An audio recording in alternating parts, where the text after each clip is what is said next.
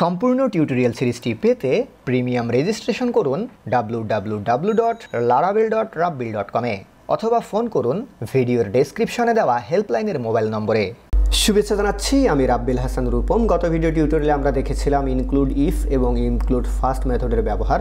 এই ভিডিও টিউটোরিয়ালে এসে আমরা দেখব ইনক্লুড হোয়েন এবং ইনক্লুড আনলেস মেথডের ব্যবহার। তো ইনক্লুড হোয়েন মেথডটি যখন আমরা ব্যবহার করব তখন অবশ্যই ফার্স্ট প্যারামিটার হিসেবে এখানে একটি বুলিয়ান ভ্যালু আমাদেরকে দিতে হবে। তো এখানে বুলিয়ান ভ্যালু যদি ট্রু হয় তাহলে আমাদের ভিউ শো হবে, আর বুলিয়ান ভ্যালু যদি ফলস হয় তাহলে আমাদের ভিউ শো হবে না। আর ভিউয়ের মধ্য দিয়ে ডাটা ট্রান্সফারের যে বিষয়টা বা ডাটা পাস করার যে বিষয়টা, এই ডাটা পাস করার বিষয়টা এর আগে আমরা যেভাবে করেছিলাম ঠিক সেভাবেই হবে। অর্থাৎ আমরা বুঝতে পারলাম যে ইনক্লুড আনলেস মেথডে বুলিয়ান প্যারামিটার ফলস হলে ভিউ শো করে আর ট্রু হলেই শো করে না। তো আশা করি আপনারা বুঝতে পেরেছেন যে ইনক্লুড হোয়েন এবং ইনক্লুড আনলেস এই দুটো মেথড কীভাবে ব্যবহার করে এবং এই মেথডের ভিতরে যে বুলিয়ান প্যারামিটারটি আছে সেই বুলিয়ান প্যারামিটারটি কীভাবে কাজ করে। আর ইনক্লুড হোয়েন মেথড যে কাজটা করে তার ঠিক উল্টা কাজ করে হচ্ছে ইনক্লুড আনলেস মেথড।